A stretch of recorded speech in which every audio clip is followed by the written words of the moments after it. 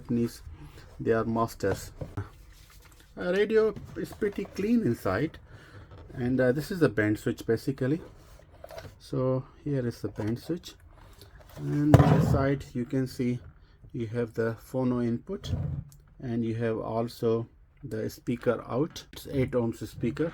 So, and they use the famous LA4125 IC for audio amplification. So very basic circuit. This is the ferrite antenna for the long wave. This is for the medium wave on the ferrite core. This is a variable capacitor which can tune the frequencies.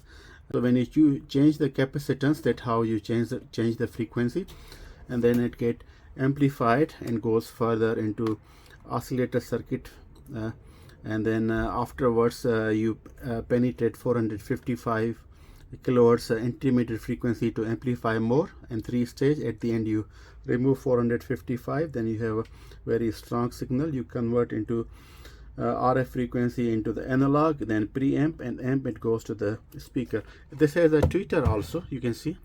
So, and the speaker is also good, so I'm sure it will produce an excellent sound. Nice build quality, good quality plastic. Japanese, they are masters.